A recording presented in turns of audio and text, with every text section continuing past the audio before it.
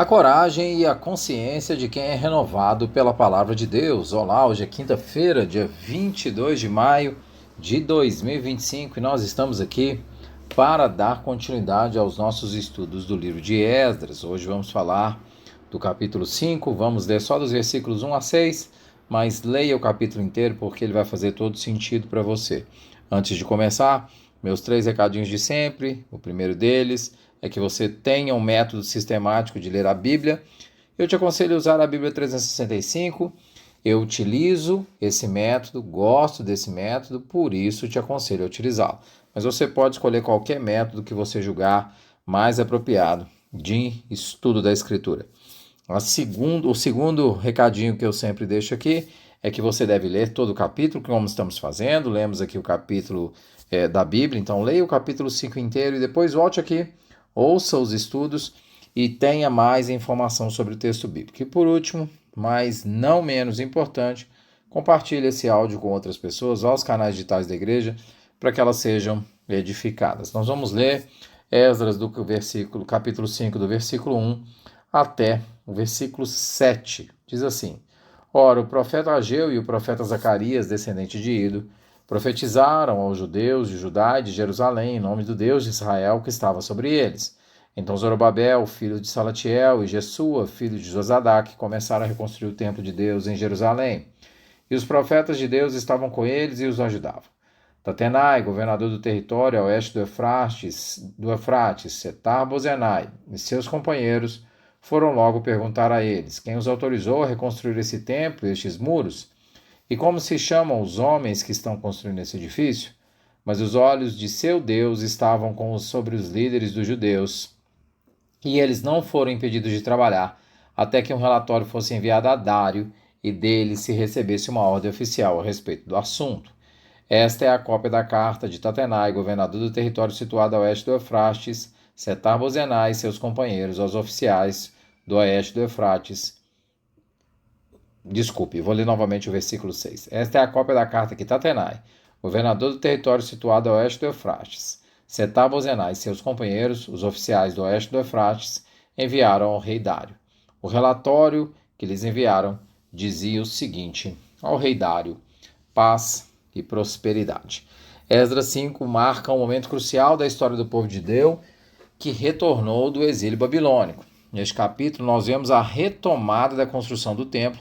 Você se lembra que no capítulo 4 nós falamos, no estudo do capítulo 4, que houve uma interrupção da construção do templo que durou aproximadamente 16 anos e agora o povo recomeça a construção do templo após um período de estagnação, e nesse período de estagnação que eles enfrentaram aquela oposição política, os desafios espirituais.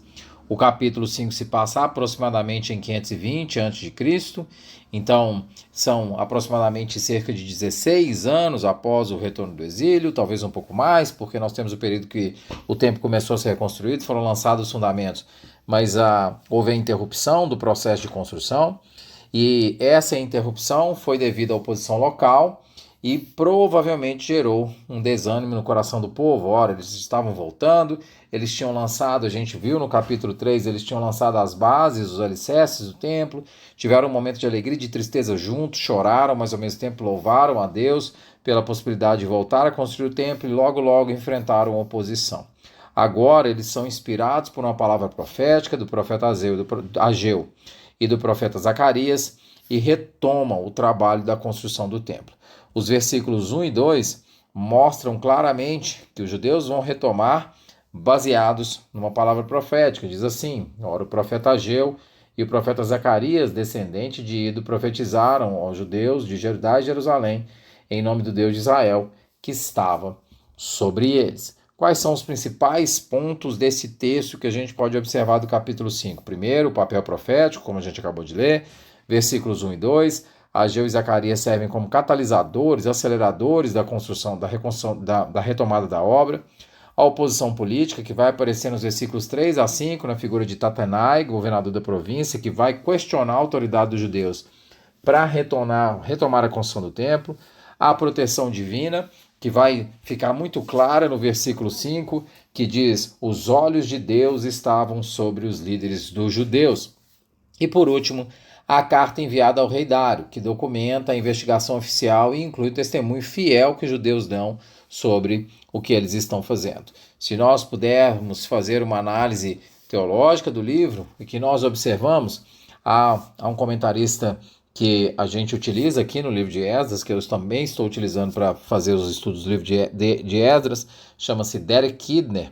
Aliás, faz um dos melhores comentários de salmos que nós temos na língua portuguesa, e ele destaca que há um fato marcante do texto de Esdras 5, que é a soberania de Deus operando de maneira clara no meio de estruturas humanas. Deus operando de forma soberana no meio das estruturas humanas. Veja que uma carta é enviada ao rei Dário para explicar toda a situação.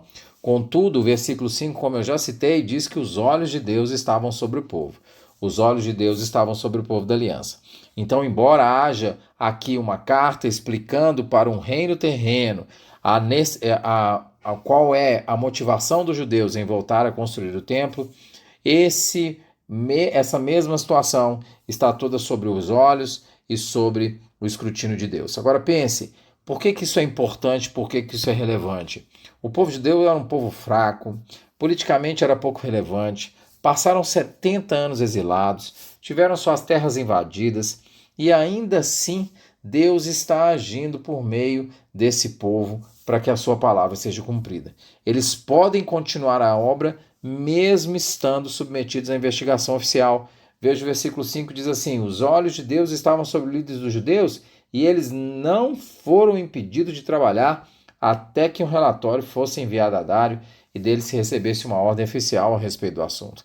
Eles não foram impedidos de trabalhar. Um povo fraco, um povo que estava voltando do exílio, um povo que estava começando a sua reconstrução, mas é um povo protegido por Deus. Então o Kidner vai falar que, se nós olharmos para a situação como um todo, nós vemos a ação soberana de Deus protegendo esse povo. A verdadeira lógica disso é que esse povo está fiado em uma palavra profética. Eles não se escondem, confiam na palavra profética e declaram abertamente a sua identidade como servos do Deus Altíssimo, Deus da terra. Veja o versículo 11, nós não lemos isso, mas diz assim, versículo 11, essa é a resposta que nos deram. Somos servos do Deus dos céus e da terra e estamos reconstruindo o templo edificado há muitos anos, tempo que foi construído e terminado por um grande rei de Israel. Declaram abertamente sua identidade como servos de Deus, explicam sua missão histórica e se colocam à disposição para esclarecer porque fazem contando toda a história. Além disso, reconhece que todo o processo que estão passando é fruto do pecado que cometeram contra o seu próprio Deus, como nós vemos no versículo 12. A verdadeira coragem espiritual, portanto, não nasce porque o povo é forte, não nasce porque a situação é favorável, não nasce porque a situação está tranquila. A verdadeira coragem espiritual no coração do povo de Deus aqui, que os impulsiona para continuar a construção do templo, está numa visão clara do que Deus está fazendo na história e está numa visão clara de uma palavra profética recebida. Uma visão clara do que Deus está fazendo na história e uma visão clara da palavra profética que receberam. A retomada da construção e o enfrentamento da oposição mostra que mudanças no mundo real, as transformações no mundo real, só podem acontecer quando homens e mulheres de Deus são tocados em seu coração, recebem a palavra e confiam na palavra do seu Deus. A carta que é enviada a Dário entre os versículos 7 a 17 mostra que os judeus estão dando seu testemunho público. Eles não se escondem, eles não adaptam a sua fé para agradar as autoridades, mas eles mostram de forma transparente qual é a sua identidade e qual é a sua missão. Eles confiam na palavra de seu Deus e não nas circunstâncias. Eles confiam de que Deus deu a eles uma palavra profética para a reconstrução do templo. Deus de Israel quer habitar no meio do seu remanescente e eles fazem isso abrindo claramente qual é a sua identidade e dizendo claramente a que vieram. Como é que nós podemos aplicar esse texto à nossa realidade hoje? Primeiro, a importância da palavra profética, como eu disse algumas vezes aqui. Assim como Ageu e Zacarias motivaram o povo com a palavra de Deus, nós também precisamos das verdades bíblicas para nos inspirar e para nos motivar no nosso dia a dia. Sem os irmãos reformados vão dizer, lá no início da reforma, eles vão dizer e vão trazer um componente importante da sua discussão é o que eles chamam de sola escritura, ou somente a escritura. Cristãos devem fundamentar a sua vida somente na escritura, somente na palavra profética do seu Deus. É isso que eles fazem aqui.